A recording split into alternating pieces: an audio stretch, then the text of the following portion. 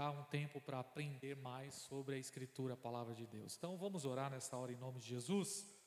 Pai, nós te louvamos, te adoramos, te glorificamos por essa rica e preciosa oportunidade que o Senhor está nos dando nesta noite. E estamos aqui, Senhor, porque nós amamos o Senhor. E uma das formas de demonstrarmos o nosso amor ao Senhor é, Senhor, nos dedicarmos à Escritura, aprender a Tua Palavra, Senhor. Nós queremos nessa noite estar com o nosso coração aberto, que seja um tempo de crescimento, de edificação, um tempo onde iremos amadurecer, iremos nos aprofundar em conhecer mais sobre a Tua poderosa palavra, Senhor. Fale conosco, que seja um tempo, Senhor, onde nós sairemos daqui edificados, fortalecidos na fé, no nome de Jesus. As nossas crianças também que irão aprender mais sobre a Tua palavra, Jesus. Usa a vida da Sheila, que essa noite seja uma noite de crescimento para elas também, no nome precioso de Jesus. Entregamos essa temporada, esse segundo semestre nas Tuas mãos, ó Pai, que seja, Senhor, um tempo maravilhoso, onde nós iremos desfrutar muito da comunhão contigo através da Sua palavra. Nós te louvamos, te adoramos, em o nome de Jesus, amém. Pode sentar, meus irmãos, as crianças podem subir lá para cima.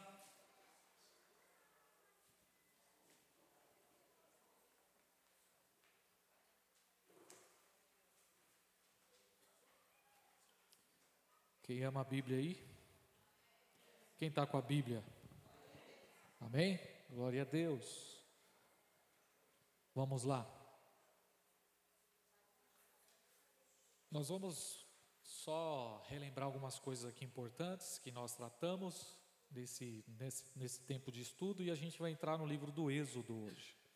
Nós vamos estudar sobre o livro do Êxodo. Na realidade, nós vamos dedicar 2 quintas-feiras para cada livro da Bíblia. Tá bom? Nós vamos dedicar 2 quintas-feiras para cada livro da Bíblia. Então, a partir de agora, assim, nós fizemos um tempo, começamos falando sobre como é a estrutura da Bíblia, como a Bíblia é dividida. Falamos sobre os grupos do Antigo Testamento, Novo Testamento, os autores da Bíblia. Depois nós entramos em uma exposição do livro do Gênesis. Só que agora a gente vai avançar mais e a gente vai tratar de cada livro da Bíblia 2 quintas-feiras, porque se a gente for tratar versículo por versículo, capítulo por capítulo, eu acho que a gente vai ficar até 2037 aqui. Eu acho que nós vamos ficar uns 15 anos estudando. Que bênção seria se pudéssemos nos dedicar dessa forma, né? Mas a gente vai fazer nós vamos avançar aqui para a gente conseguir, pelo menos ter essa visão geral da Escritura. O que é a Bíblia? Pergunta. O que é a Bíblia? Vamos lá, gente, pode responder. O que é a Bíblia? O que é a Bíblia? A Bíblia é a palavra de Deus, é a revelação especial, a revelação principal de Deus. Quem é o autor da Bíblia? Quem é o autor da Bíblia? Deus. Deus é o autor da Bíblia. Ele usou os homens para escrever, mas Ele é o autor da Bíblia. Quem é o intérprete da Bíblia? O Espírito Santo, que nos ajuda a interpretar e entender a Escritura. Qual que é o tema central da Bíblia? Qual que é o tema central da Bíblia? Revelar Jesus, né? Em Apocalipse está escrito que o testemunho de Jesus é o espírito da profecia. Ou seja, a essência de toda a profecia é revelar Jesus. Então Jesus é o tema central da Escritura. Lembra do que ele falou lá para os 2 discípulos no caminho de Emaús? Que convinha que Moisés e os profetas revelassem sobre a sua obra. Ele falou em João 5,39. Pode abaixar um pouquinho para tirar a microfonia. João 5,39, Jesus falou: examinai as Escrituras, porque elas testificam ao meu respeito. Então o tema central da Escritura é revelar Jesus e o seu propósito, o propósito eterno. Então a Bíblia para nós cristãos, quem é cristão? Eu já trouxe a maior aqui para dar bem na cabeça do diabo. A Bíblia é a nossa regra de fé e prática, de conduta. Nós enxergamos o mundo a partir da Escritura. Nós não enxergamos o mundo a partir da ciência, ou a partir de uma ideologia, ou a partir de achismo, ou a partir das nossas experiências. Nós enxergamos o mundo, olhamos o mundo a partir da Escritura. Ela é inerrante, infalível, suficiente. Nós cremos que a Bíblia é a palavra de Deus, inspirada divinamente, apta para o ensino, para a exortação. Temos a Bíblia como Escritura Sagrada. Amém, queridos? Nós temos a Bíblia como Escritura Sagrada. Então Deus revelou sua palavra, e a Escritura é essa revelação. Ela vai nos mostrar o plano de Deus, de Gênesis a Apocalipse. Nós temos pelo menos 10 manifestações clássicas de Deus, que a teologia usa. 10 formas de Deus se revelar. Existe mais, né? Mas foi classificado 10 maneiras que Deus se revela. A primeira, Deus se revela através da criação. Salmo 19, verso 1 vai dizer que os céus manifestam a glória de Deus, proclamam a glória de Deus e anunciam as obras das suas mãos. Então, a criação, ela proclama a Deus, manifesta a Deus. Segunda-feira eu fui naquele parque, como é o nome? Animalia, é um zoológico que tem ali em Cotia. Quando você olha aqueles animais, arara, tucano, as cores, quando você, qual é o nome daquele macaquinho que tem um... Não, tem um chimpanzé sim, mas aquele que tem a cara pintada assim. Hã? Aquele que tem a cara pintadinha assim, ó. Hã? É um chimpanzé, é um macaquinho que tem ele foi pintado assim. Eu falei, rapaz, Deus é caprichoso demais. Não, é pintado mesmo, o rosto dele é tudo pintado, tem a cara vermelha assim, e o bumbum é bem vermelhinho. Aí eu falei, Deus é exibido, rapaz. Hã? É esse? É o do Rei Leão, aquele do desenho do Rei Leão. Quando você olha as cores, a cor do tucano, os olhos assim, é muito perfeito, cara. Não tem como você olhar e dizer que isso aí é acaso, que isso aí é uma explosão. A cor, o azul da arara, meu, é demais, cara. É coisa linda. Então, o leão, cara, você olha o leão, rapaz, não tem como, cara. É algo divino. A natureza manifesta a glória de Deus. Deus proclama. A Bíblia fala assim, a criação proclama. O que é proclamar?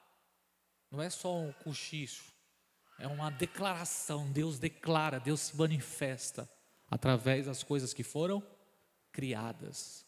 Os céus, essa tarde mesmo, você olhava assim, aquela cor assim no fim da tarde, aquele um laranja assim, coisa linda. É Deus se revelando. Deus claramente se revela através da criação. Então o Salmo 19 vai falar isso, verso 1, que a criação proclama a glória de Deus. Romanos 1,19 também diz que tudo que o homem pode conhecer de Deus é manifesto através das coisas que foram criadas. Então Deus está se revelando, se proclamando através da criação. Segunda forma de Deus se revelar, eu tenho que ser rápido aqui, né? Porque eu sou carro-álcool, eu vou devagarzinho, né? Segunda forma de Deus se revelar é conhecido como a consciência. Deus plantou dentro de todo ser humano a consciência entre o que é certo e errado. É conhecido também como moral. Um senso de certo e errado que existe dentro de todo ser humano. Seja ele uma criança, sabe, mesmo fazendo algo errado, sabe que está fazendo errado. Então isso é uma forma de Deus se revelar. Romanos 2,15 vai dizer que Deus, Ele colocou a lei nos nossos corações.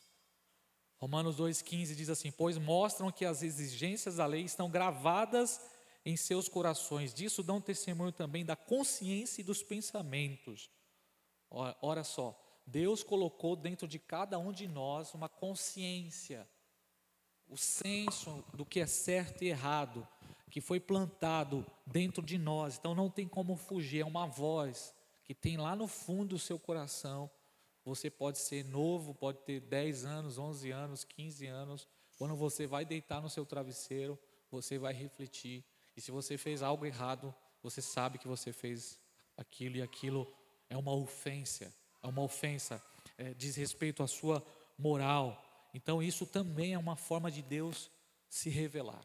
Isso é uma forma de Deus se revelar no coração de todo ser humano. Terceira forma de Deus se revelar, eu acho que eu preguei isso aqui há alguns dias atrás. Deus plantou, Eclesiastes 3:11 vai falar que Deus plantou dentro de nós um anseio pela eternidade.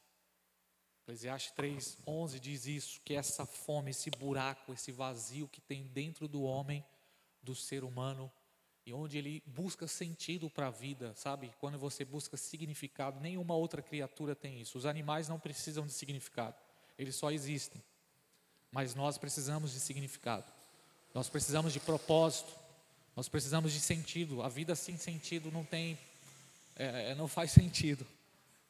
Em tudo a gente está buscando existência, por que existe, né? Qual é a razão, esse senso de que existe algo além da vida, né? Essa pergunta que fazemos, o que acontecerá depois da morte, isso é uma forma de Deus se revelar, a terceira forma de Deus se revelar. A quarta forma de Deus se revelar na história é através do povo de Israel. O povo de Israel é uma manifestação de Deus. Deus, ele se revela através da nação de Israel. O Estado de Israel, os judeus hoje, a grande maioria da escritura bíblica, irmãos, diz respeito ao Oriente Médio. Todo o enredo da revelação bíblica, da história bíblica, diz respeito àquele pedaço de terra lá, diz respeito a Israel. Então, perguntaram para um grande teólogo aí sobre a existência de Deus e sobre Deus fazer milagre. Um teólogo que é bem conhecido e renomado, perguntaram para ele, questionando ele. E aí ele falou assim, basta olhar para a nação de Israel. A nação de Israel é uma prova da existência de Deus, é uma forma de Deus se revelar. E lá em Israel é assim, tudo fala, a pedra fala, a história fala, a geografia fala, os achados arqueológicos falam. Luiz Saião diz que quando você vai a Israel, você está vendo a Bíblia em uma tela 3D de última geração, uma tela de LED, né? E aí você olha dentro do mapa mesmo, a geografia, o mapa mundi, Israel está bem literalmente no centro da terra. O centro do planeta é Israel. E Jerusalém é o centro de Israel. E é como eu falei no domingo, e o centro de Jerusalém é o Monte Sião, onde foi edificado o templo. O mesmo monte em que Abraão foi sacrificar Isaque. E o centro do templo estava o Santo dos Santos. E no centro do Santo dos Santos foi colocado o quê? A arca, que representa a presença de Deus. E no centro da arca, em cima da tampa, propiciatório entre os querubins, era onde Deus se manifestava, a presença de Deus. Ou seja, isso só para mostrar que a presença de Deus é o centro de todas as coisas. Então a nação de Israel hoje é uma forma de manifestar Deus, uma forma de demonstrar a existência de Deus. Tanto impérios que já passaram e Israel está de pé. Babilônia passou, Império Romano, que foi tão marcante na história, o Império Grego, que até hoje é admirado pelos filósofos, passou. Israel está de pé. A nação eleita de Deus é uma forma de Deus se revelar. A história confirma isso. Eu quero só ler algumas profecias bíblicas com você, só para dar base a isso aqui. Abre comigo a sua Bíblia, Ezequiel capítulo 37.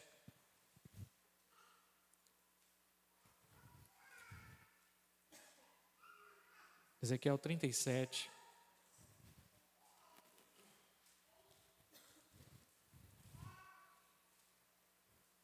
Agora, nesse exato momento, está acontecendo um conflito lá. Tá. O mundo está como um barril de pólvora, pronto a explodir, irmãos.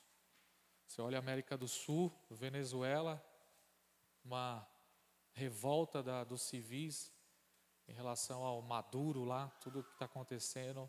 Você olha a Europa, a crise que está acontecendo. Paris, você olha as Olimpíadas, todas essas manifestações lá. O mundo é um barril de pólvora, e o Oriente Médio também, tudo que está acontecendo lá. Tudo isso, principalmente o que está acontecendo ali, é para manifestar Deus. É Deus mostrando que Ele está no controle da história. Ezequiel capítulo 37, uma passagem bem conhecida sobre o vale de ossos secos, verso 22. Vou até pedir para o meu orador aqui ler. O orador, orador. A ver que ele voltou. Lê para mim. 21, a partir do verso 21, Haroldo, por favor. E diga-lhes: assim diz o soberano, o Senhor: tirarei os israelitas das nações para onde foram. Vou ajuntá-los de todos os lugares ao redor e trazê-los de volta à sua própria terra. Eu os farei uma única nação na terra, nos montes de Israel.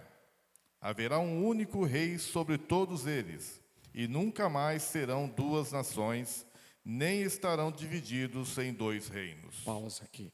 Essa profecia aqui a gente usa o texto de Ezequiel 37, a passagem do Vale de Ossos Secos, né?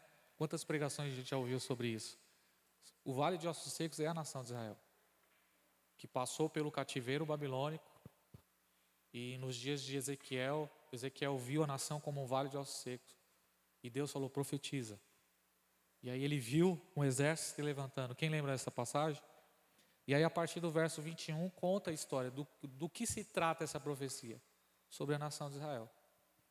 Sobre o retorno da nação de Israel. Sobre a restauração da nação de Israel. Aí a gente lê a profecia bíblica aí. O Senhor falando que Ele iria trazê-los de todas as outras nações. O Senhor ia restaurar, que não haveria mais duas nações. A nação de Israel foi dividida dos dias de Roboão, entre Reino do Norte e Reino do Sul.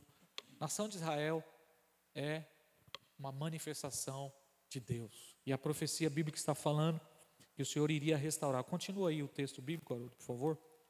Não se contaminarão mais com seus ídolos e imagens detestáveis, nem com nenhuma de suas transgressões. Pausa. O povo de Israel foi um povo idólatra no Antigo Testamento. Hoje, se você ir a Israel, a idolatria é abominável. Eles não adoram, não existe imagem lá. Eles adoram o único Deus, Yahvé. Profecia bíblica se cumprindo. Continua.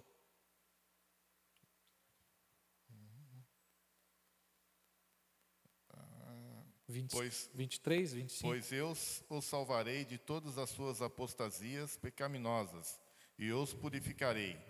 Eles serão o meu povo e eu serei o seu Deus. O meu servo Davi... Pausa. Davi já tinha sido morto. Quando fala o meu servo Davi, está falando do Messias. Olha o que a Bíblia diz. O meu servo Davi será rei sobre eles, e todos eles terão um só pastor. Seguirão as minhas leis e terão o cuidado de obedecer aos meus decretos. Viverão na terra que dei ao meu servo Jacó, a terra onde os seus antepassados viveram. Pausa. Quem prometeu isso foi Deus. Deus prometeu que a terra seria de quem? De Israel, que foi prometida a quem? A Jacó. E toda essa confusão que existe hoje lá, em volta da terra, eles querem que Israel saia da terra, eles não querem que Israel habite ali. Irã, Turquia, Líbano, Síria e todos os outros países. Mas a promessa de Deus é que Deus entregou a terra para eles. E olha o que Deus diz aí. Continua. Eles e seus filhos, os filhos de seus filhos, viverão ali para sempre. Viverão ali para sempre. E sempre na Bíblia é? Sempre. Sempre. Sempre na Bíblia é? Sempre. Continua, Haroldo. E o meu servo Davi será o seu líder para sempre. Farei uma aliança de paz com eles. Será uma aliança eterna. Eu os firmarei e os multiplicarei. E porei o meu santuário no meio deles para sempre. Minha morada está com eles, e eu serei o seu Deus, e eles serão o meu povo. Amém. Isso aqui é só uma profecia. Eu poderia ficar aqui citando diversas profecias que falam a respeito disso. Amós 9:14, Ezequiel 20:34, Isaías 45:5 e tantas profecias de Joel, Zacarias. E só para você, pastor, vamos ler um texto, uma profecia no Novo Testamento sobre isso? Vamos? Romanos capítulo 11, verso 25, de Paulo. Aí eu já mudo esse tópico aqui, porque eu gosto de falar disso, mas não é o nosso assunto hoje. Romanos 11, 25 ao 29, ou Romanos 11, 25 ao 30. Irmãos, não quero que ignorem este ministério, para que não se tornem presunçosos. Israel experimentou um endurecimento em parte, até que chegue à plenitude dos gentios. E assim todo Israel será salvo, como está escrito. Virá de Sião o Redentor, que desviará de Jacó a impiedade. E esta é a minha aliança com eles, quando eu remover os seus pecados. Quanto ao Evangelho, eles são inimigos por causa de vocês.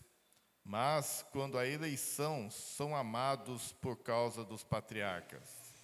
Pois os dons e o chamado de Deus são irrevogáveis, assim como vocês, que antes eram desobedientes a Deus, mas agora receberam misericórdia, graças à desobediência deles. Assim também, agora eles se tornaram desobedientes, a fim de que também recebam agora misericórdia, graças à misericórdia de Deus para com vocês. Amém. Então a profecia bíblica aqui de Paulo falando sobre o que vai acontecer com a nação de Israel nos últimos dias. É por isso que é importante estudar a nação de Israel, estudar a história de Israel.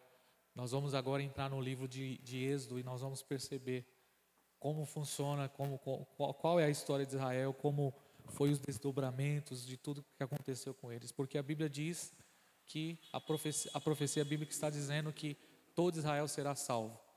E assim como nós hoje fomos alcançados pela misericórdia de Deus, gentios, a Bíblia está falando que Deus, por conta da eleição que fez, do seu chamado e dos dons que são irrevogáveis, a promessa de Deus vai se cumprir sobre eles também.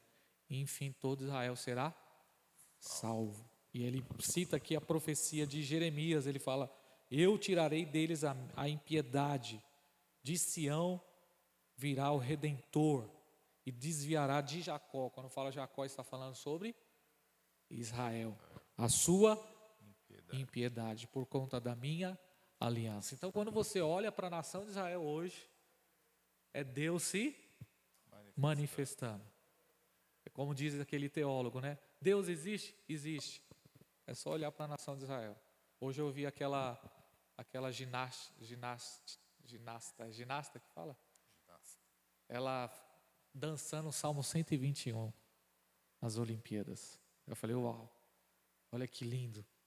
Palavra de Deus pura. Então, Deus está se manifestando nas Olimpíadas, nos jornais. Deus se revela, irmão. Deus se revela no tucano.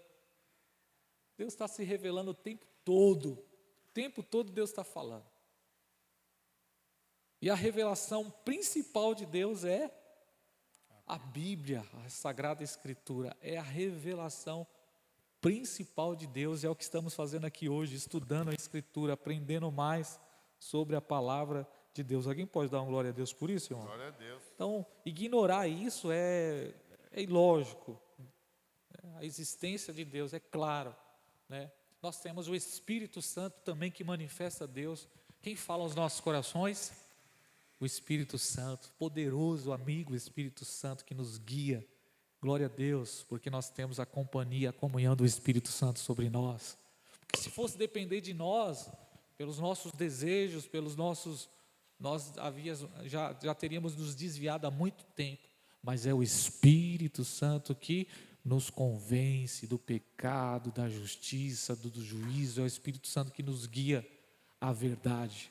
E glória a Deus por isso, glória a Deus pela sua palavra, glória a Deus porque Deus ainda se revela.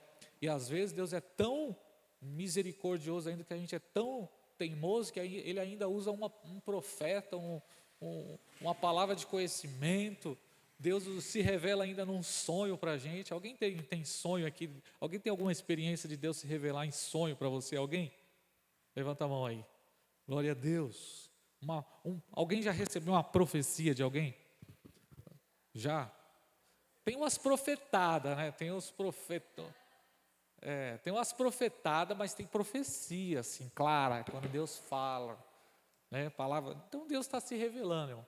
Mas a forma principal de Deus se revelar é a palavra de Deus. Se eu pudesse classificar a forma principal de Deus revelar a palavra de Deus, Deus fala por intermédio da sua palavra. E é isso que estamos fazendo, aprender mais sobre a Escritura. Vamos avançar aqui.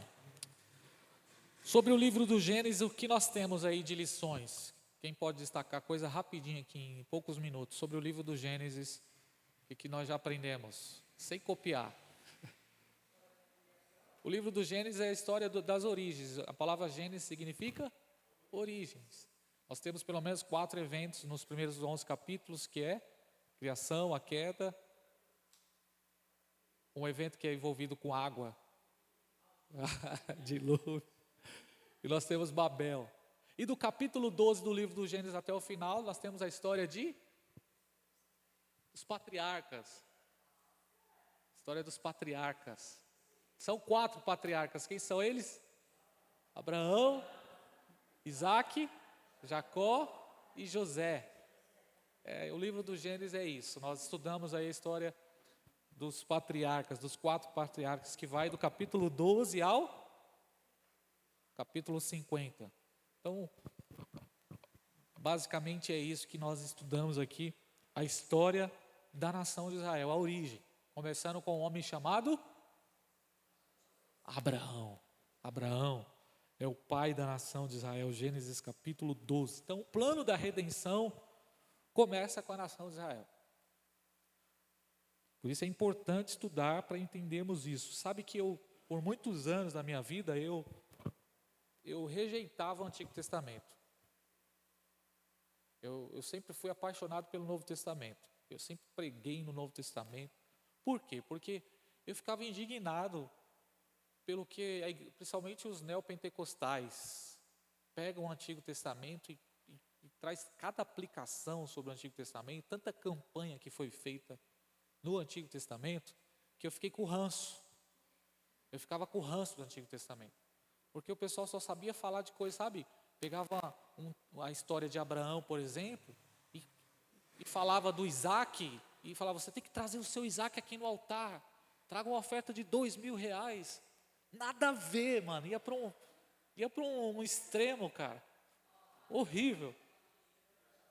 E a gente já fez umas campanhas. Aí você chegar na igreja, colocar uma estátua gigante, assim, representando o gigante Golias, e a gente pregava e falava, hoje a gente vai derrubar o gigante. Mas a gente nunca fez isso, né, legal? A gente já viu o pessoal fazendo. A história de Elias, tantas histórias que são profundas, mas por conta das interpretações erradas, o que eu fiz, eu falava, no Antigo Testamento, deixa para lá. O importante é o Novo Testamento. Eu vou me apegar ao Novo Testamento, aos Evangelhos, vou falar de Jesus, de Paulo, deixa para lá. Mas depois eu percebi como é importante o Antigo Testamento. Se você não entender o Antigo Testamento, a gente não entende o Novo. Porque tudo começa no Antigo Testamento. Então toda a Escritura é inspirada por Deus.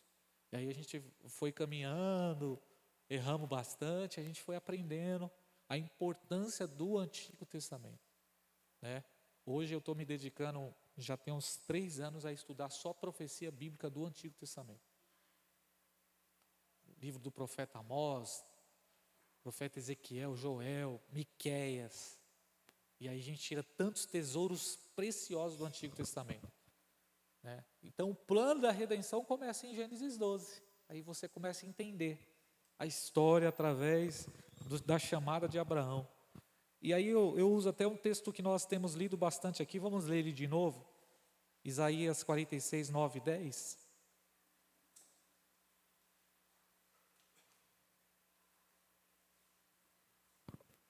Isaías 46, 9 e 10. Esse versículo é importante para você, é uma chave para você entender a Bíblia. Lembre-se das coisas passadas, das coisas muito antigas. Eu sou Deus e não há nenhum outro. Eu sou Deus e não há nenhum como eu. Desde o início faço conhecido o fim. Desde os tempos remotos, o que ainda virá. Digo, meu propósito permanecerá em pé e farei tudo o que me agrada. Do Oriente convoco uma ave de rapina. Amém. É só o 46, o 9 Até e o 10. só o 10, né? Ou seja, nós aprendemos aí através desse texto bíblico que Deus anuncia o fim desde o início. Então não tem como entender o fim se eu não entender o início. É como você pegar e assistir um filme e pegar o filme pela metade. Aí você não entende nada do que aconteceu. Mesma coisa é a Bíblia. E então eu te dou um conselho. Quem quer ouvir um bom conselho aqui? Leia a Bíblia toda. Sempre. Direto. Se possível, todo dia leia a Bíblia. Deus sempre vai se revelar através da sua palavra. Leia a Bíblia toda, sempre, sempre, sempre. Então vamos lá. Já falamos sobre Gênesis, agora vamos entrar no livro do Êxodo. Abre a sua Bíblia em Êxodo. Exodô. Você sabe que o Bob Marley, quem conhece o profeta Bob Marley? Quem já ouviu falar sobre Bob Marley? Eu assisti o filme do Bob Marley, interessante o filme do Bob Marley. É sério, assista lá o filme do Bob Marley, você vai entender um pouco da sua história. Ele foi um ativista, ele usava a arte para protestar. Havia ali na Jamaica uma rivalidade entre dois presidentes, e o Bob Marley usava a arte e a música para poder protestar, trazer paz. E ele foi um cara que conseguiu unir, através de um show que ele fez, ele conseguiu unir a Jamaica entre os dois grandes partidos que tinham na época.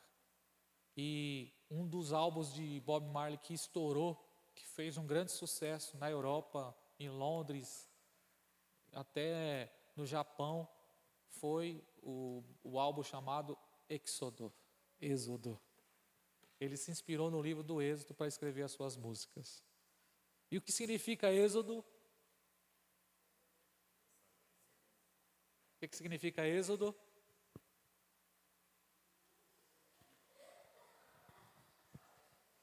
Hã?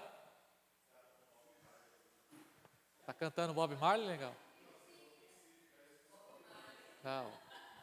Bob Marley tinha um álbum chamado Êxodo. E ele estourou porque ele se baseou no livro do Êxodo. O que significa Êxodo? Se o Bob Marley sabe, você precisa saber. É alguma coisa relacionada à escravidão? Hã? É alguma coisa relacionada à escravidão? O livro do Êxodo, a palavra Êxodo significa partida, saída. Saída. Ok? O livro do Êxodo foi escrito por quem? Moisés. É, porque agora tá a música na cabeça. Né? Vai ficar lembrando Bob Marley sempre, né? Quem escreveu o livro do Êxodo?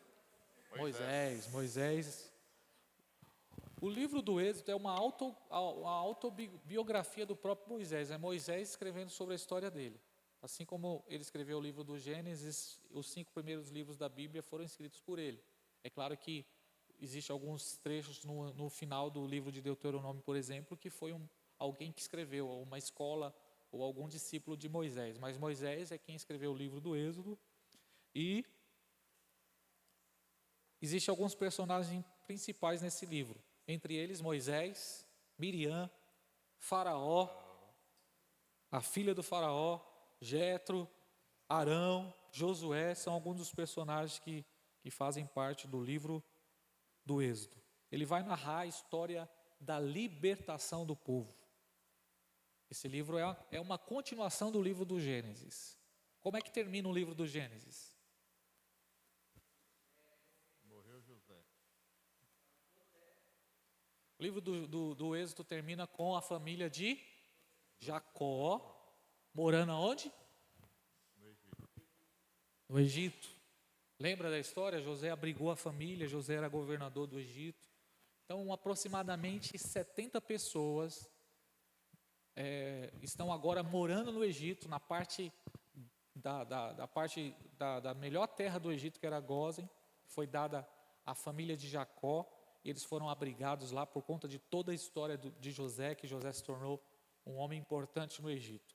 E aí o livro do Êxodo, ele vai começar tratando sobre os filhos de Jacó, e aí a primeira palavra que você vai ver é essa: são estes, pois, os nomes dos filhos de Israel. E aí vai tratar sobre os filhos de Israel, e aí no verso 5, pode ler para mim o verso 5? Ao todo, os descendentes de Jacó eram 70. José, porém, já estava no Egito.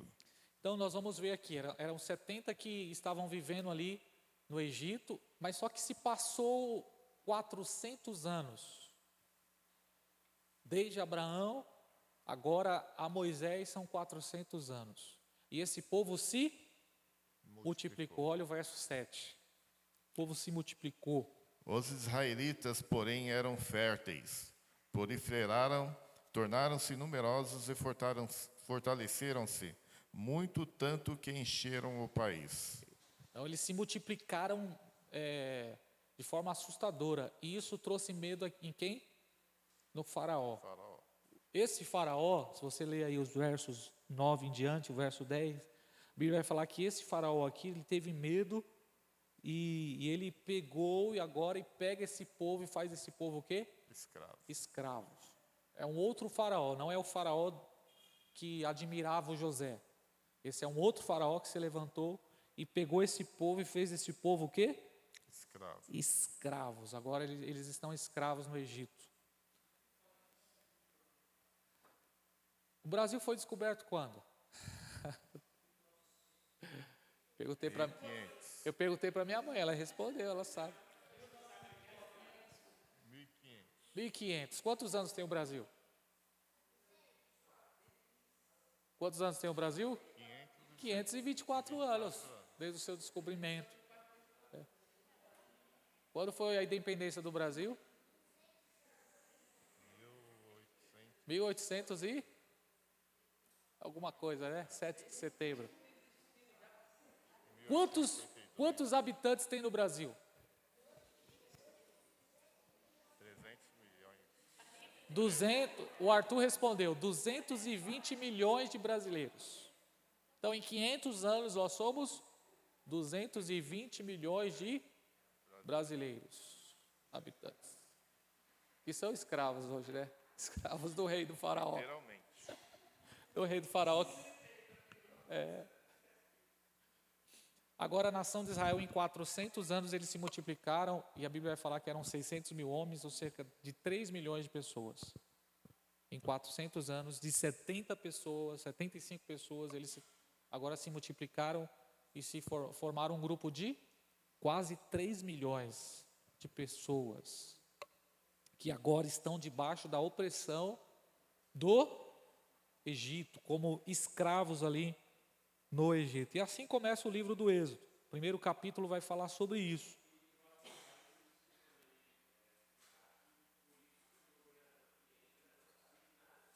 Sim. E só para lembrar que Faraó não é um nome próprio, Faraó é um título. Ok? Então, vários faraós, era uma dinastia, né? Alguém já ouviu falar sobre Ramsés? Vocês assistiram, né? Vocês conhecem.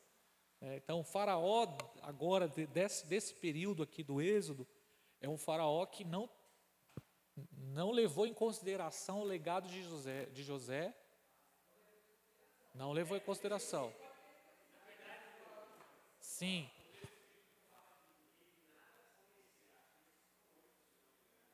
Há quem diga que havia 2 reinos no Egito e houve ali uma guerra entre esses 2 reinos e esse faraó se levantou e assumiu. É por isso que ele não leva em consideração nada do que aconteceu e não conhecia a história do José.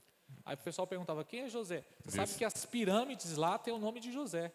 Uma das pirâmides lá é o nome de José. Versículo 8. Então subiu ao trono do Egito um novo rei, que nada sabia sobre José. Ou seja, dá a entender que esse cara se levanta, ou nada sabia ou fez questão de não. Agora esse povo está sobre o domínio, sobre a escravidão. 400 anos depois. É interessante. Qual que é o nome do seu avô, você sabe?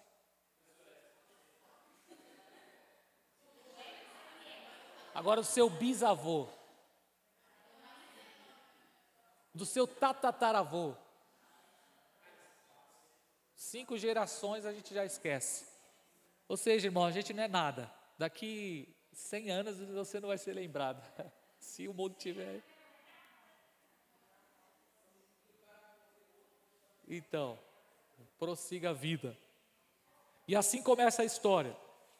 O livro do Êxodo começa com esse povo vivendo sob o domínio do faraó. Então tem todo um contexto aqui sobre uma ação diabólica desse faraó, porque o povo se multiplicou tanto e ele percebeu que seria uma ameaça, então ele estabelece o quê? Uma sentença. Tem que matar todos os filhos homens. Você conhece a história, né? Vocês foram assistir o Príncipe lá, né? Vocês assistiram lá o musical, né? Então tem que matar todos os meninos. Foi essa a ordem que foi dada para as parteiras. Aqui a Bíblia vai falar o nome delas. Está aí o nome delas. Como que é o nome delas? Cifra e Puá. As parteiras. Por quantos anos? A Bíblia não fala, mas, cara, não dá para saber. Mas um período, foi uma sentença que foi dada para matar. O que a Bíblia vai falar é que essas parteiras, elas não obedeceram a ordem. Elas não obedeceram a ordem do rei e elas poupavam os meninos. E aí daqui a pouco o rei voltou lá e viu. Sim. Irmãos, isso é tão diabólico porque é uma ação do diabo. Você lembra que paralelamente isso acontece também quando um menino também nasce em Nazaré? Um rei chamado Herodes. Quem lembra disso? Sabia que ia nascer um rei ali, informaram através das profecias que ele seria rei dos judeus. O que esse cara faz? Vou matar todos os meninos. Ele não sabia aproximadamente quando foi que aconteceu. Então até 2 anos. Então durante uma criança de até 2 anos deveria ser morta. Então o que José e Maria faz com o menino? Foge para onde? Para o Egito. Foge lá para a terra de Moisés, para o Egito. Então, um plano diabólico. Você sabe que diversas vezes o diabo quis sabotar. Porque o diabo é assim, irmãos. A partir da profecia de Gênesis 3,15, que foi dada uma profecia para ele. Quem lembra? Da semente da mulher vai nascer quem? Um homem, um menino, que vai esmagar a sua cabeça. Então, a partir daí, o diabo passou a tentar sabotar de todas as formas. Talvez ele achou que foi Noé, depois Abraão. Ele olhou para Moisés, nos dias de Moisés ele usa o faraó para acabar com as crianças. E assim ao longo da história, você vai perceber esse espírito anticristo tentando sabotar. Houve uma mulher por nome de Atalia, quem já ouviu falar sobre ela? Atalia, você lembra o texto bíblico, Vinícius? 1 Reis, no livro dos Reis vai tratar sobre Atalia. Quem foi Atalia? Atalia foi filha de Jezabel. Se Jezabel era encapetada, essa mulher perturbada, ela se casou com o rei de Judá, e ela simplesmente matou todos os filhos dela, porque ela queria assumir o trono, e ela também matou todos os descendentes do trono de Judá. Só que teve um sacerdote que escondeu uma criança. Essa criança ficou escondida. Olha só o plano diabólico do diabo para poder sabotar, porque sabia que seria filho de Abraão. A profecia disse que seria descendente de Davi. Ou seja, se mata os descendentes de Davi, acabou a profecia. Não tem profecia, não tem Jesus nascendo, não tem plano de redenção sendo consumado, não tem o Filho de Deus morrendo na cruz. Olha como o diabo é astuto. Da mesma forma a nação de Israel. Se acaba com a nação de Israel, irmãos, acaba com as profecias. 2 Reis, capítulo 11. Marca esse texto, depois você lê essa história. Atalia. Dá até para trazer um sermão aí. O diabo, o usurpador. Sabotando os planos de Deus. Tema da pregação de domingo. Atalia foi uma mulher usada para tentar sabotar o plano de Deus. Assim como o faraó, ele se levantou para sabotar o plano de Deus, mata todas as crianças. Mas as duas parteiras aí não deu ouvido. Sabe o que significa o nome delas? Esplendor. Cifra significa esplendor e Puá significa luz. Decreto real, todo o povo. E depois que o capítulo 1 vai falar que ele ainda estabelece o decreto que os próprios pais deveriam matar os seus filhos e jogar no rio Nilo, ou afogá-los no rio Nilo. O cara era um miserável mesmo, né? É por isso que a mãe, a Joquebede, ela pega o Moisés, depois de 3 meses, e coloca ele aonde? No cestinho no rio Nilo. Porque eles acreditavam que o rio Nilo era uma divindade. Então, é como se os filhos dos hebreus fossem sacrifícios ao rio Nilo, uma oferta ao rio Nilo. É o espírito do aborto, gente. Você sabe que hoje essa tentativa de defender aborto, sabe? Na realidade, o faraó ele estabeleceu uma lei que é um aborto doloso, um aborto legalizado. Ele autorizou, é para matar todo mundo. E qualquer pessoa que defende o aborto está defendendo uma lei que ofende diretamente Deus, né? Tem gente ainda, tem crente que ainda apoia isso, viu? Não sei, aqui não, né, gente? Aqui todo mundo é a favor da vida? Amém, gente? Amém. Todos nós somos a favor da vida.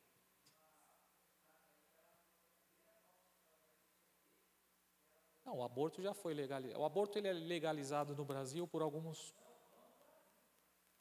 O aborto é legalizado no Brasil em caso de estupro, em caso de crianças que nascem com aquele problema da cabeça, microcefalia ou macrocefalia, eu não sei se é um ou outro, se é os dois, e em caso de a mãe correr risco de vida. Se a mãe corre risco de vida, então isso já é legalizado. Isso já é. Agora o que eles querem é aprovar um aborto por qualquer coisa. Então, essas pautas aí que são diabólicas, mas isso não é novo. Desde da história bíblica aqui a gente já vê um espírito agindo debaixo ali do faraó. Continuando aqui, então assim termina o capítulo 1. Vamos prosseguir. Como é dividido o livro do Êxodo? Nós podemos dividir o livro do Êxodo, vou tentar usar o quadro aqui. Simples, do capítulo 1 ao capítulo 18, libertação. Então, desde o capítulo 1 ao capítulo 18, para tratar sobre libertação. Do capítulo 19 ao 24, do 19 ao 24, trata da aliança. A aliança, o pacto que Deus fez com o povo. E do capítulo 25 ao 40,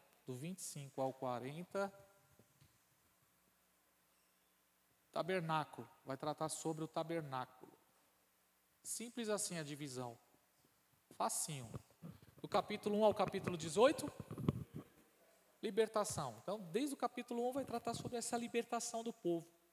A saída do povo, até o capítulo 18 vai tratar sobre isso.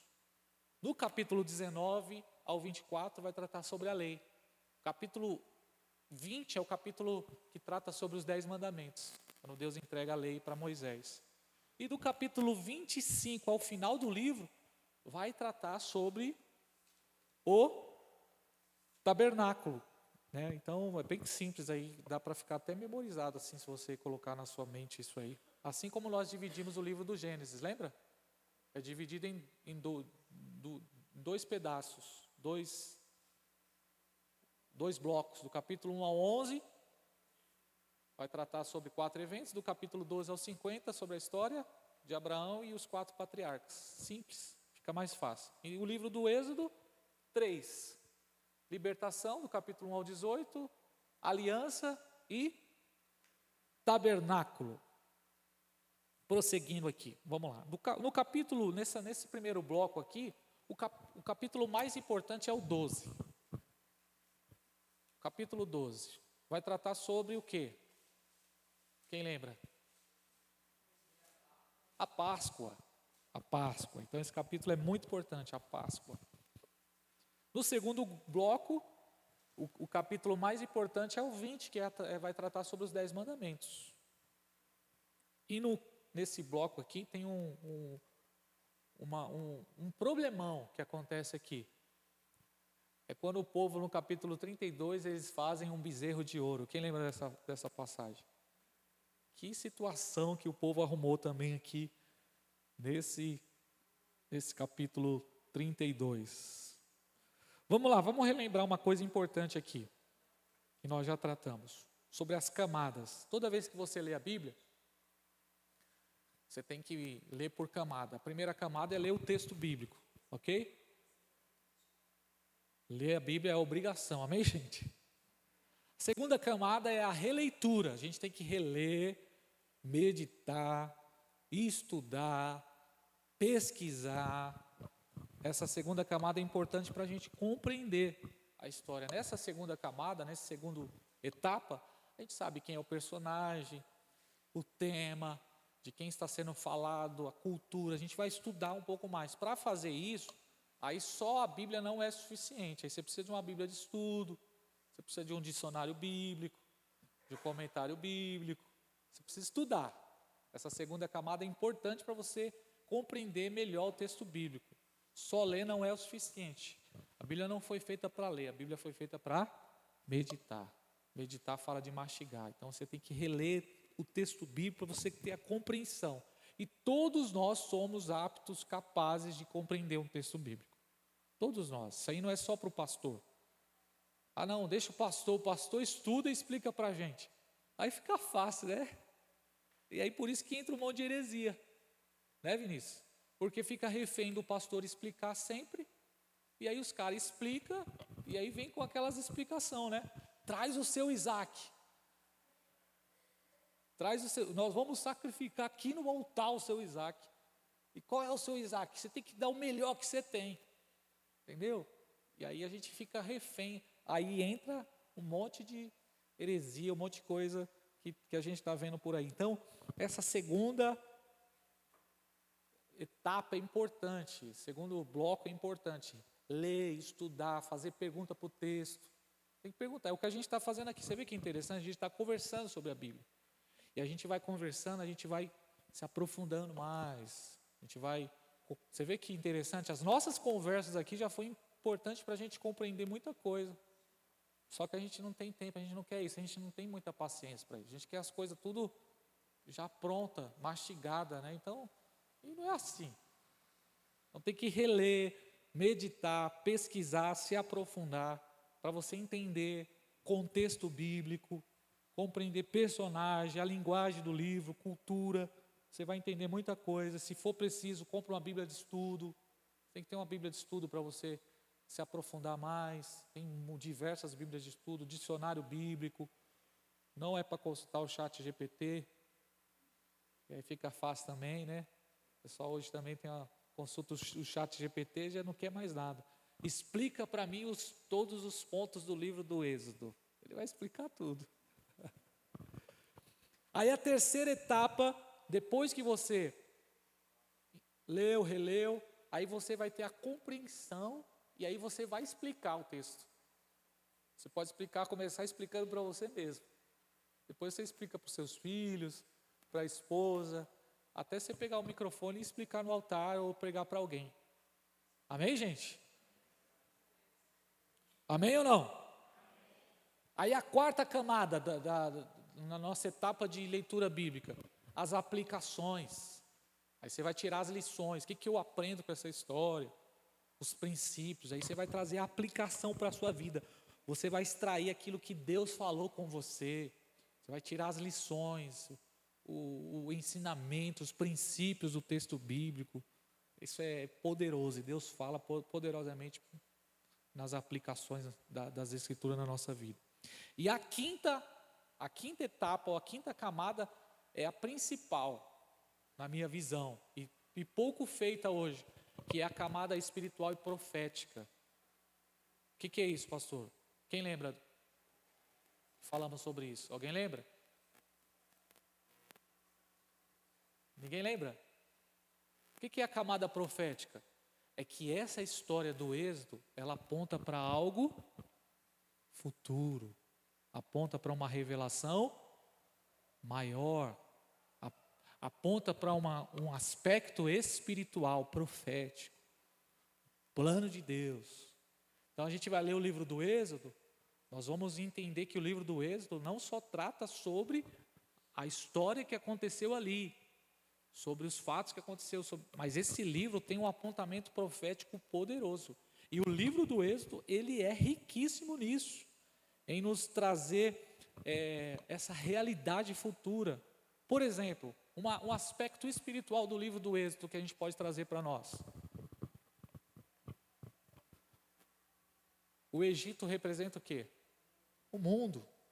Todos nós também estávamos escravos sobre o domínio de Faraó. Quem é Faraó?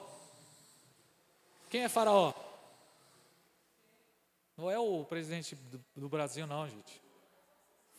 Faraó não é o... Faraó é o diabo, é o anticristo, é Satanás. Nós estávamos também... Efésios 2 diz que nós éramos escravos, mortos em nossos delitos, estávamos debaixo do domínio das trevas. E o Senhor, com a sua mão poderosa, enviou o libertador. Quem é o libertador? Jesus. Então, quando nós olhamos a vida de Moisés, o apontamento profético espiritual é quem? É apontar para quem? Para Jesus. Quem pode dar uma glória a Deus, irmãos? Glória a Deus por isso. E aí você vai ver no livro do Êxodo muita figura, muita tipologia. O tabernáculo, nós vamos deixar para estudar o tabernáculo só semana que vem, mas o tabernáculo, ele tem muitos apontamentos proféticos. Cada parte do tabernáculo vai representar uma figura, vai apontar para Cristo, para uma realidade poderosa da Escritura. Quem está entendendo? Então não é só o texto bíblico, não é só o tabernáculo em si que Deus mandou fazer, mas esse tabernáculo tem um apontamento. Ele aponta para uma realidade, é uma figura, é uma tipologia. Ele representa algo superior, tem uma realidade poderosa. E aí quando você vai ler o Novo Testamento, você vai ver que os apóstolos, eles faziam muito isso. Eles já iam para a mensagem profética. Eles não se apegavam só às aplicações, que a gente faz muito no nosso sermão hoje. As aplicações, as lições. Por exemplo, quando Pedro está pregando em Atos 2, depois da descida do Pentecoste, Pedro pega a profecia de Joel, e aí ele já faz o apontamento profético. O que ele diz? Quem lembra? Ele pega a profecia de Joel e ele diz assim: o que está acontecendo aqui foi o que foi dito por Joel. Então ele já usa a profecia, ele já entende que aquele fato que está acontecendo ali em Pentecoste foi profetizado por Joel. É uma profecia. Isso aqui é aquilo que Joel profetizou. O que está acontecendo aqui hoje é aquilo que Joel profetizou. Quem está entendendo? Jesus está conversando com Nicodemos. E aí Jesus faz um apontamento profético, que é a quinta camada. Ele diz: Nicodemos, a serpente que foi levantada no deserto nos dias de Moisés. Nós vamos ver essa passagem aqui no Pentateuco. Uma serpente de bronze que foi levantada. E quando o povo olhava para essa serpente, eles eram curados. Aí Jesus diz para Nicodemos: assim como a serpente foi levantada no deserto, assim o Filho de Deus será levantado. Olha que poderoso. Jesus já se usava dessa ferramenta aí, ele já ia para a mensagem profética. Você vai ver isso em Paulo. Quando João olha para Jesus ali na fila do batismo, e João diz assim: Eis aí o Cordeiro de Deus. João já entendeu que aquele Cordeiro da Páscoa de Êxodo 12, ele representava Cristo. Uma revelação poderosa sobre Cristo. Então é o que nós precisamos enxergar no livro do Êxodo também, toda a escritura, irmãos. Tenta fazer esse exercício, buscar essa revelação, encontrar Cristo no texto bíblico, sabe? Tenta buscar, vai cavando assim, você vai ver, ele vai se revelar a você. Você vai entender poderosamente a palavra de Deus e vai compreender todo esse aspecto. Então, pontuando algumas coisas aqui sobre o livro do Êxodo, para a gente ir finalizando aqui. Primeiro, o povo está escravo e sendo oprimido. Começa assim o livro do Êxodo.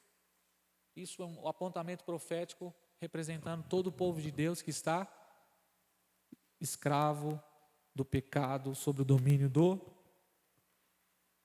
Egito. Você já viu os pastores falando assim: ei, irmão, tira os olhos do Egito. Você está com os olhos no Egito, você saiu do Egito, mas o seu coração está no Egito. Alguém já ouviu isso? É a mensagem profética, é a mensagem espiritual sobre a revelação da palavra de Deus. Deus levantou um homem por nome de Moisés, ele foi o libertador. Quem é o nosso libertador? Jesus. Jesus é o nosso libertador. A tentativa de exterminar os meninos, que aconteceu no capítulo 1, aí você olha no capítulo 1 e 2 de Mateus, você vai ver um paralelo, uma realidade acontecendo no futuro. A saída, a redenção do Egito, a promessa da terra prometida. Quantas vezes você já cantou a canção aqui? Caminhando eu vou para Canaã. Canaã representa o quê? O céu, a terra prometida, a Nova Jerusalém. A gente canta uma versão que eu acho que não é legal.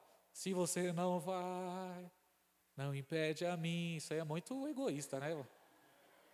Agora a Maria tem uma melhor. Como que é, Maria? Hã? Se você não vai, lhe convido aí. É melhor, né, irmão? Melhor do que você ficar cantando aí. Você não vai, fica aí que eu estou indo. Você não vai sair da frente, né? Então é melhor convidar. Vamos todo mundo, vamos entrar todo mundo em Canaã, amém, irmãos? Vamos entrar, eu quero que todo mundo esteja em Canaã, a terra da promessa. Então essa saída do Egito, essa redenção, também esse apontamento para o futuro. Nós temos a Páscoa, que é a festa da redenção. Quem é a nossa Páscoa? Jesus é a nossa Páscoa, o nosso Cordeiro Pascual. O sangue nos umbrais ali, de Êxodo 12, que foi aspergido nos umbrais das casas, representa esse sangue que marca as nossas vidas. Nós temos a figura aí do faraó, no Êxodo, que é uma figura, o apontamento profético ou a mensagem espiritual é o anticristo. O faraó é uma representação do anticristo, que vai e que tem essa resistência contra o povo de Deus. O faraó tem essa resistência contra Israel, contra a igreja, contra a família. O anticristo que se levanta, é o espírito do anticristo que está agindo, lá sendo tipificado por faraó, que resistiu de todas as maneiras, fez de tudo para que o povo não fosse livre. Então, o apontamento profético do faraó, essa resistência do faraó, aponta, tem um gato passando na igreja, aponta para esse espírito anticristo. E nos últimos dias, que vai se levantar contra a igreja. O espírito do anticristo já está no nosso meio, mas a pessoa do anticristo vai se revelar ainda, como diz Paulo em 2 Tessalonicenses capítulo 2, que é um homem do pecado, né? O abominável homem das neves, o opressor que vai se levantar contra o povo de Deus, perseguindo o povo de Deus. Quem está entendendo? Nós temos a rota do Êxodo, o povo sendo guiado agora, saindo, aí nós vamos ver aí nos primeiros capítulos, eles saindo do Egito, caminhando rumo aí ao êxodo, à libertação, à redenção, né? Nós também estamos em uma jornada. Nós também nós também saímos do Egito e estamos indo em direção a Canaã. Aí você vai ver em Êxodo 14 a passagem do Mar Vermelho. O que representa a passagem do Mar Vermelho? O batismo. Passou pelas águas. Paulo vai falar isso. Olha que interessante. Você percebe isso? Então a mensagem do livro do Êxodo, existe esse apontamento profético. Então você lê o texto, você relê o texto, medita, pesquisa, tira as informações, você pega os personagens, depois a terceira camada, você faz as aplicações, as lições, e essa última camada que é a revelação profética, que é esse apontamento, essa revelação sobre o Cristo. Quem está entendendo? Quem está aqui, irmãos? Ok? Nós temos aí a lei, a aliança, que é o acordo, o pacto, o casamento, e nós temos o tabernáculo, no livro do Êxodo, que aponta para o propósito de Deus. Vamos ler Êxodo 25, verso 8. Êxodo 25, 8.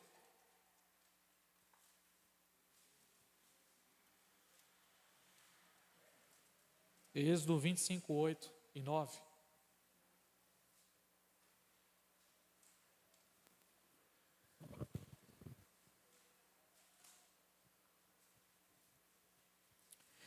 E farão um santuário para mim, e eu habitarei no meio deles. Façam tudo como eu lhe mostrar, conforme o modelo do tabernáculo e de cada utensílio.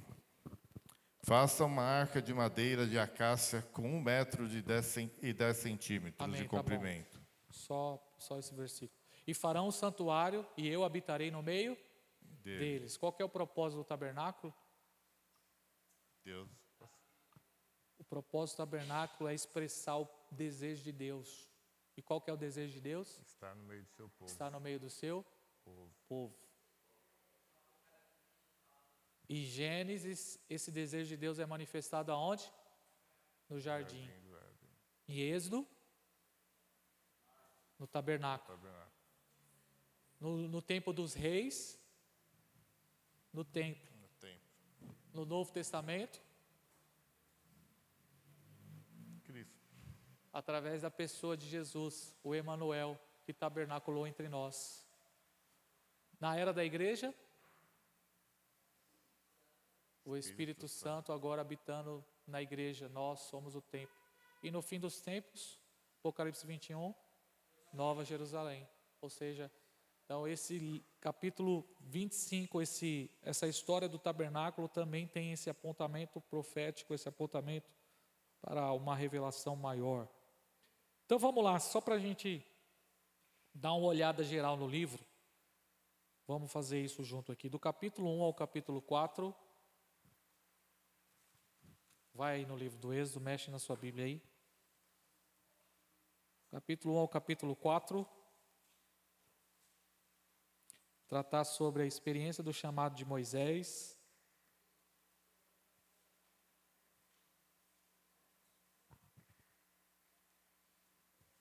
Capítulo 2, o nascimento de Moisés. Capítulo 3, o Senhor chamando Moisés na sarça. Eu preguei terça-feira agora sobre isso. Depois você assiste a mensagem de terça-feira. Falei sobre Deus chamando a atenção de Moisés através da sarça. Tremendo essa passagem aqui do capítulo 3. Capítulo 4, os sinais que Deus concede a Moisés para confirmar que Deus seria com ele. E aí do capítulo 5 do livro do Êxodo até o capítulo 12, olha aí comigo, vai tratar sobre as pragas, as 10 pragas. Tá causando, né? Ô Elito, seu gatinho ali, negão. Não é não? Deixa esse gatinho aí, deixa.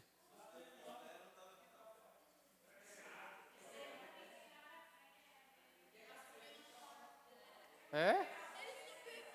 Poxa, vocês têm que ter autoridade, gente. Vocês não têm autoridade.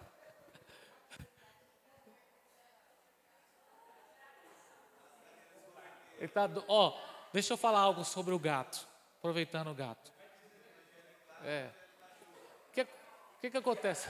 É o gato do faraó. O gato, ele escolhe dono, cara. Ele vai olhar para alguém e falar, você é meu dono.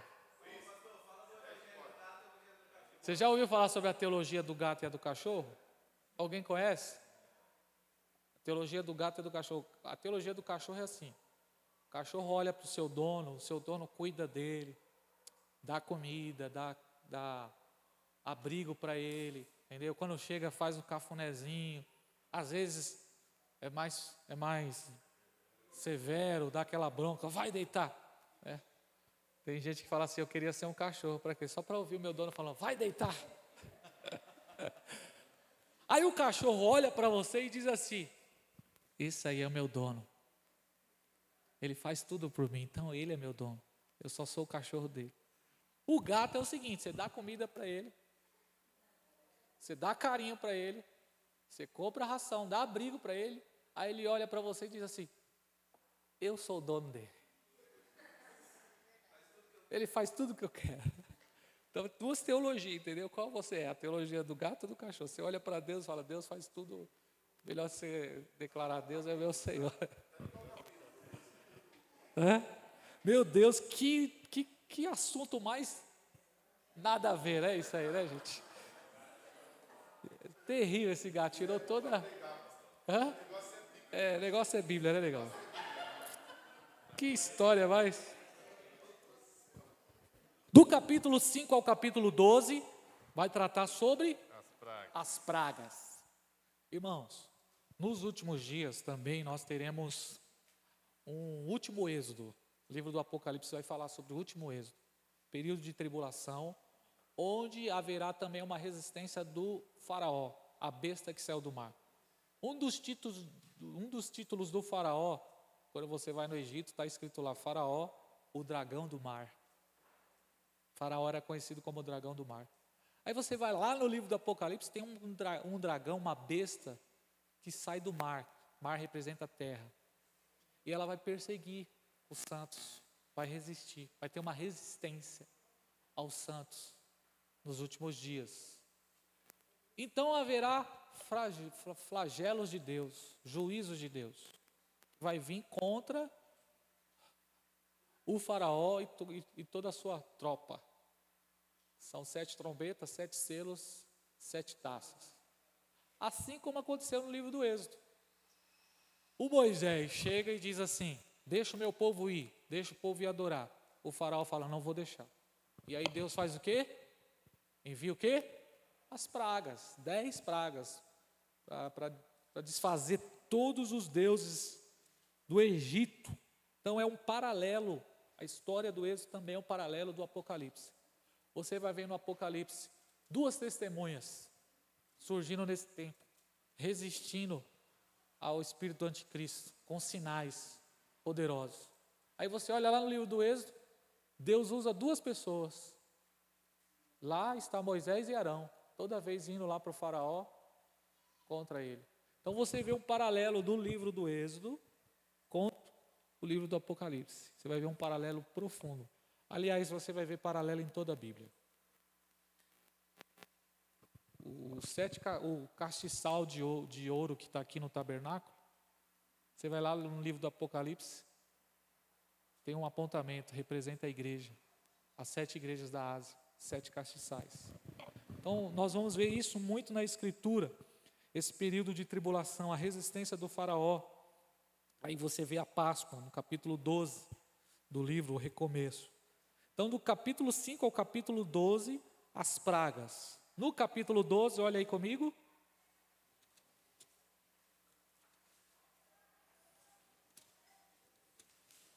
Capítulo 12 de Êxodo, Páscoa. Eu procurei uma palavra-chave aqui nesse capítulo, eu vou resumir, porque é difícil fazer isso, mas a palavra-chave do capítulo 12 é a palavra obediência. Obediência é a palavra-chave aqui do capítulo 12. Tudo que Deus fez, Deus pediu obediência. Para que ele separasse o cordeiro, para que eles obedecessem. A palavra-chave para o êxodo é obediência. A palavra-chave para a redenção é obediência. A obediência está ligada à fé. Fé para o judeu tem a ver com obedecer, fidelidade. Capítulo 12 vai falar sobre o êxodo, sobre a Páscoa, sobre a redenção. Capítulo 13, a consagração dos primogênitos aí. Palavra-chave aqui é a palavra serviço. Deus pede para o povo servir, adorar. Capítulo 13. Capítulo 14 é a perseguição, a travessia do mar. Se pudéssemos resumir em uma palavra o capítulo 14, a palavra que me salta aqui é a palavra confiança. Ou você confia em Deus ou você não confia.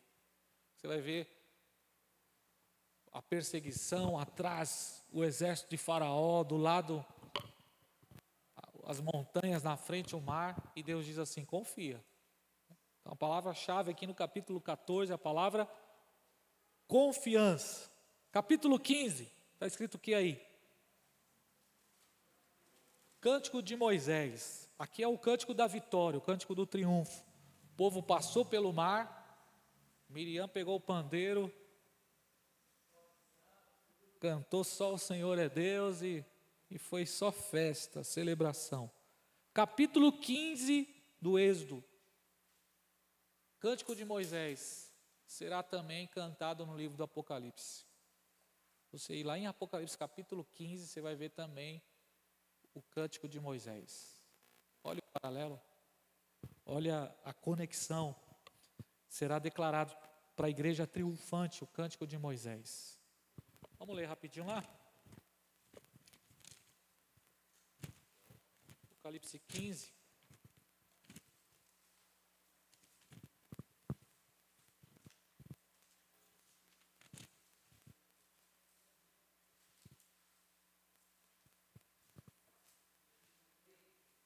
Versículo 3. E cantavam o cântico de Moisés, servo de Deus, e o cântico do Cordeiro. Grandes e maravilhosas são as tuas obras, Senhor Deus Todo-Poderoso. Justos e verdadeiros são os teus caminhos, ó Rei das Nações. Ó Rei das Nações, quem não temerá? É um louvor. Cântico de Moisés, quem não glorificará teu nome? Um paralelo entre Êxodo capítulo 15 e Apocalipse capítulo 15. Você vê aí a conexão bíblica, amém, gente? Amém. Capítulo 16 do Êxodo. Do capítulo 16 ao 17, você vai ver a palavra que podemos colocar como palavra-chave é a palavra provisão. Porque o povo já passou do mar, o povo agora canta, declara, e agora falta água, agora falta comida, agora o povo começa a murmurar, e aí Deus providencia o quê? Codornizes, maná, né? E a água da rocha, poderoso. Capítulo 16 e 17, palavra que podemos resumir, a palavra provisão. Capítulo 17 vai ter uma guerra contra Amaleque. Capítulo 18.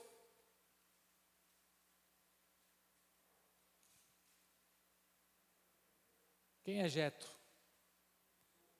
Sogro de? Palavra-chave aqui desse capítulo 18 é a palavra conselho. Jetro, ele dá um conselho importante para Moisés, porque Moisés estava cuidando de tudo. Moisés estava sobrecarregado, e o Jetro chegou e viu, rapaz, você está trabalhando muito, você precisa de gente para te ajudar, você precisa fazer discípulo. Se tem uma coisa que nós precisamos é ouvir conselhos. Então, o capítulo 18 nos ensina isso, o conselho de Jetro em chamar Moisés para delegar e colocar pessoas para ajudar ele. Ninguém faz nada sozinho, a gente precisa de ajuda E aí Moisés obedeceu e ouviu o conselho e separou os 70 anciãos para ajudar ele na missão, conduzindo o povo. Capítulo 19, a chegada no Monte Sinai. Capítulo 19 fala da preparação. Deus fala para o povo assim: se prepara, porque eu vou entregar a lei para vocês. Então o capítulo 19 vai falar, a palavra-chave é santificação. Vocês precisam se santificar, se preparar para você receber a lei. Olha que eu estou tentando resumir em uma palavra só. Capítulo 20, aí é entre os 10 mandamentos. Então, a lei de Deus, a lei fala de aliança, de pacto, casamento, conserto, testemunho. Deus está fazendo uma aliança com o seu povo, um conserto com o seu povo aqui. E aí ele entrega a lei, os 10 mandamentos. Do capítulo 20 ao capítulo 24, olha aí, o que nós temos aí? Diversas leis. Leis morais, leis civis, leis cerimoniais. Deus entrega as leis. No capítulo 24, a confirmação da aliança, e Deus chama não só Moisés, mas chama também os anciãos para subir até a sua presença e ter uma experiência com a presença de Deus. Nesse capítulo 24 que o grupo Morada, os irmãos lá do Morada escreveu aquela canção. Como é a canção que eles cantaram, que eles cantam, que a gente até canta aqui direto? Hein, Thalita, me ajuda aí, aquela canção do Morada. Essa canção. Então me tira o medo. Eles estão com medo de subir e ver a presença de Deus. Falou assim: Moisés, suba você, porque a gente não quer ver a presença de Deus não, né? É melhor você se apresentar a Deus. Depois você explica para a gente. E do capítulo 25 ao 40, vai trabalhar sobre, daqui do 25 até o final, só sobre o tabernáculo. Sobre o tabernáculo. E aí, finalizando, no capítulo 32 tem o grande problema que é o bezerro de ouro, a idolatria. Eles constroem um bezerro de ouro. Olha só que terrível. O povo se casou com Deus através da aliança. Deus entrega a aliança para eles, pacto. Não terminou a lua de mel, eles já traíram. Já se entregaram para o bezerro de ouro. Prostituição, adultério, né? E é terrível essa passagem bíblica aqui, mas Deus é tão misericordioso que ainda perdoou o seu povo. Enfim, terminamos aqui hoje. Semana que vem, olha o gato do faraó aí. Semana que vem a gente vai trabalhar sobre o tabernáculo e as tipificações, as figuras, o que representa. E vamos embora em nome de Jesus. Fica de pé. Terminei no horário, hein? Você vê, negão? A gente aprende, uma hora a gente aprende, seguindo o conselho. Tá vendo? Você é o bichão, hein, bichão? Tá vendo? 9h30, ó. E ponto. Glória a Deus.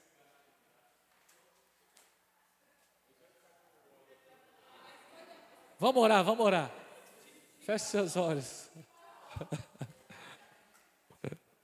Pai, muito obrigado, nós te louvamos por essa noite, por esse tempo tão precioso, onde nos aprofundamos mais um pouco em conhecer a Tua Palavra, Senhor. Nos abençoe, que sejamos, ó Deus, amantes da Escritura, que possamos nos aprofundar mais e mais em conhecer a Tua Palavra, Senhor.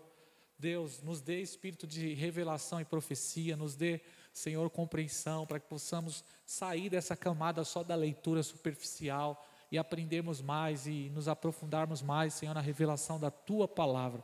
Nos abençoe, nós pedimos isso em nome de Jesus. Amém. Glória a Deus. Levanta a mão para o céu. Que o amor de Deus Pai, que a graça de Cristo Jesus e que a comunhão do Espírito Santo esteja sobre você hoje para sempre. Aquele que crê, declare. Amém. Deus abençoe em nome de Jesus. Aleluia.